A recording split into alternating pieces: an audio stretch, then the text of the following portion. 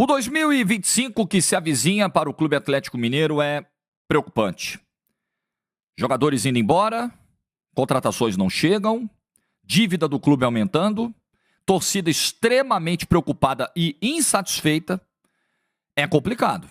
Vamos falar sobre isso no vídeo de hoje. Atendendo aos pedidos de muitos atleticanos, muitos mesmo, nesses últimos dias que entraram em contato. Jorge, faça um vídeo, fale da situação do Galo, é importante tratar disso nacionalmente. Então vamos lá. Like do vídeo, se inscreve, ativa o sininho, rumo a 300 mil inscritos no canal. Bom sábado para todo mundo, vê se o sininho está ativado para não perder os nossos vídeos. Beleza? Então vamos lá. Jorge, você tem que falar disso, isso tem que sair da mídia de Belo Horizonte, isso tem que ir para o Brasil afora. E o Galo é um clube relevante para o futebol brasileiro, um clube gigante do futebol brasileiro, de repercussão nacional, ainda mais num momento como esse, num momento de tanta pressão, no momento em que o clube vira uma SAF e as coisas não saem como planejado. E aí eu já começo o vídeo tratando do seguinte. Lá atrás, prometeram algumas coisas para o torcedor do Atlético. A promessa era de que, em 2025, a dívida estivesse controlada, equalizada. E ela está em processo de aumento, em explosão. Ou não falaram a verdade para o atleticano, ou erraram, foram incompetentes. Das duas, uma. Falaremos disso para o final. Mas eu quero pegar o de agora, a questão do elenco, os caras que estão indo embora. E nessa semana surgiram as informações das saídas, né, próximas aí de Zaratio e Batalha, cujos valores somados chegam a irrisórios 3 milhões de dólares. Irrisórios para a realidade do futebol. Não para a nossa, né? Mas 3 milhões de dólares por o Zaratio, você quer discutir o Zaratio? O Zaratio machuca muito. O Zaratio não tem sequência. O Zaratio já não ia querer renovar. Vamos lá. Não é por isso que você precisa vender o cara por 2 cocos, 2 limão ou a jaca. Não é? Não precisa. Mas tudo bem. Tá bom. Vamos engolir. E o Batalha? Qual vai ser o pano que nós vamos arrumar para passar? 1 milhão de dólares. 1 milhão de dólares. É menos coco e limão do que o Zaratio. É um cacho de uva, no máximo. Uma maçãzinha. Diante dos valores que o futebol hoje movimenta, principalmente o futebol brasileiro. E aí eu preciso fazer alguns contrapontos, né? Rebater alguns contrapontos que foram feitos num post que eu fiz essa semana no Twitter. E aí, nós estamos aqui para debater, não é isso? Estou aqui para debater. Então vamos lá, a gente fala, tem comentário, tem réplica, pode ter tréplica, estamos aqui para isso, né? Eu não fujo do debate, eu não fujo de tema difícil. Então eu fiz um post lá no X essa semana que repercutiu muito mais até do que eu esperava sobre o espanto, a frustração que deve causar você virar uma SAF e perder jogador pro mercado argentino. Você não tá perdendo o cara pro Real Madrid, pro City, pro PSG, pro Shakhtar Donetsk, que seja, pro Zenit. Você tá perdendo pro Boca, todo estrupiado, todo ferrado, 1 milhão de dólares. E aí, eu soube de 2 contrapontos que foram feitos e eu quero explorá-los hoje aqui. O primeiro, poxa, Jorge, mas o mercado argentino, a economia argentina está em processo de melhora, sem dúvida. Os indicadores são animadores em relação à redução da inflação, enfim, ainda tem uma taxa de pobreza muito alta no país, mas, de alguma forma, o enxugamento da máquina pública, a economia argentina dá sinais de reação agora com o mandato do Milei. Mas isso ainda não está refletido no futebol argentino, nos valores que o futebol argentino movimenta. Esse efeito, talvez o futebol argentino sinta no médio prazo, mas não imediatamente. Então vamos lá, para efeito de comparação. O Vélez foi o campeão argentino. Você sabe quanto ganha de premiação o campeão argentino? 500 mil dólares. Ok? Guarda esse número aí. Converte para o câmbio de hoje aí, dá 3 milhões de reais, mais ou menos. Né? 500 mil dólares ganha o campeão argentino de premiação. Você sabe quanto ganhou o campeão brasileiro? 48 milhões de reais. Só com o título brasileiro. Se for pegar tudo que o Botafogo ganhou esse ano, dá mais de 200 milhões. Você sabe quanto o Atlético Mineiro ganhou esse ano pela sua participação no Campeonato Brasileiro? 19 milhões e 200 mil reais. Dá para comparar o que se movimenta de dinheiro aqui, o que se movimenta na Argentina? Dá para comparar o que se paga de salário aqui no Brasil para o que se paga na Argentina? Para você ter outra ideia, eu não sabia disso, o VSR me disse isso essa semana lá no de placa, eu quase caí para trás.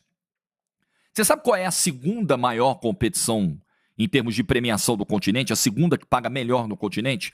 A Copa Boliviana. Mais do que se paga na Argentina, mais do que se paga no Uruguai. Estamos falando de, centros importantes aqui do futebol.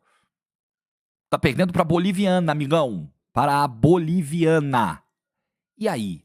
Como que nós vamos passar esse pano, então, para a venda do Batalha por R$1 milhão? Um jogador que foi titular importantíssimo, um dos melhores do time em 2024. Fazendo uma outra função, jogando como zagueiro, entregando. É o melhor volante que tem no elenco. É titular. Com o Zarate você podia ainda... E com Batalha nós vamos fazer o quê? Qual vai ser o argumento? Qual vai ser a justificativa? Não tem, né? Eu acho que não tem. Eu acho que realmente não tem. Então... É duro. É duro achar normal um negócio desse. É duro achar normal você perder Paulinho, você perder Batalha, você perder Zaratio e não ter reposição. Gabriel Menino e Patrick são as reposições. É com isso que o Atlético vai até o fim da temporada. É o Soteldo, cuja habilidade é incontestável, inquestionável, mas tem muitos problemas de foco, de comportamento, sabe? Aí a gente vê o torcedor reclamar na rede social. A gente vê o Hulk chegar e falar, tem que reforçar. A gente ouve informação que está sendo divulgada por aí de que o Cuca já estaria incomodado com a demora para contratações. E, enquanto isso, várias equipes se movimentando. Não preciso nem falar do rival, mas de outras equipes, fora até de Minas Gerais, fazendo movimentos. São Paulo trazendo jogador, Palmeiras trazendo jogador, Flamengo acabou de trazer um atacante lá do Karabag, enfim... Muito torcedor reclamando, o Fluminense fazendo um mercado até agora bem razoável, bem interessante, e o Atlético nessa tempestade, porque ao mesmo tempo em que o elenco, num primeiro momento, se enfraquece, o status atual, tá? Pode ser que isso mude daqui a 2 meses, 1 mês, que o Atlético consiga contratações que elevem o nível, mas o panorama de agora, hoje é dia 11 de janeiro, o meu vídeo é a fotografia do momento. O panorama é de um elenco que se enfraquece em relação ao ano anterior. Não tem como dizer o contrário. O elenco que perde Paulinho, Zaratio, Batalha, traz Gabriel Menino e Patrick, esse elenco enfraqueceu em relação ao ano passado. O ano de premiações históricas para o Atlético. Um ano maravilhoso para o Atlético em termos de arrecadação. O Atlético ganha 102 milhões de reais de premiação pela Libertadores, 51 milhões de reais de premiação pela Copa do Brasil, 19 milhões e 200 mil reais de premiação pelo Campeonato Brasileiro. Ao mesmo tempo, vê a sua dívida aumentar de maneira assustadora. E aí vamos entrar nessa questão? Prometeram lá atrás que até 2026, não era nem 25, era 26. Em 25 a dívida ia estar na casa dos 400 milhões. Uma dívida controlada, 400 milhões. E em 2026 essa dívida já vai estar administrada. Em 2026 a dívida vai bater 1,4 bi. Em 2025, perdão, vai bater 1,4 bi. Numa projeção do Atlético que talvez não se confirme, que eles chamam lá do endividamento líquido, que eles tiram o que tem em caixa, pega lá o valor, aí eles descontam o que tem hoje no caixa e o que tem a receber no ano. Projeções de recebimento no ano. Quando esse balanço for, de fato, auditado, talvez esse valor chegue na casa dos 2 bi. Mas vamos trabalhar com 1 bi e 400? Já é muito diferente daquilo que foi prometido para o atleticano lá atrás. Muito diferente. Mas muito diferente. Saímos estaremos com a dívida equilibrada, equacionada para 1 bi e 400. 1 bi e 400. Para um cenário de 900 milhões de reais de dívidas com bancos. Com bancos. E alguns desses bancos controlados por gestores da SAF do Atlético. Eu não estou fazendo acusação alguma, tá? Mas convenhamos que é uma situação, eu diria, incômoda, indesejada. Ter como credores do clube os donos. Justamente o cara que tem que pagar a dívida. O pessoal faz muito a brincadeira do Textor, né? Eu acho genial a brincadeira do Chaves, do Churros, quando ele pega o jogador do Lyon, bota do Botafogo ou vice-versa, que é o Chaves vendendo o churro para ele mesmo, quando o seu Madruga abandona a barraquinha. É mais ou menos por aí também, né? Mas independentemente de quem sejam os donos dos bancos, dessa dívida de 1,4 bi, você tem 900 milhões de dívidas bancárias. E essas dívidas vão consumindo valores em juros que anualmente chegam tranquilamente à casa dos 140 milhões de reais. Não tem como andar. Esquece, não tem como andar. Não tem como um clube ser saudável financeiramente assim. Não tem como controlar suas despesas dessa forma. Você tem 140 milhões de reais de dívida bancária todo ano, com o aumento da taxa de juros no Brasil e tal, com um cenário delicadíssimo. Você tem uma arena MRV com um custo de manutenção muito alto, superando 100 milhões por ano, e uma arena que ainda não é lucrativa.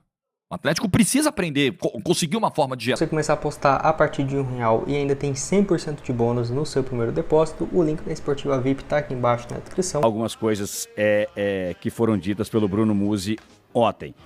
Primeiro o seguinte, Gilbert, o Galo deve chegar então a 1,4 bi em dívidas, tá? Apesar de que teve uma leve redução da dívida bancária, ainda é o grande gargalo dessa dívida atleticana e o grande ralo de dinheiro do Galo, tá bom?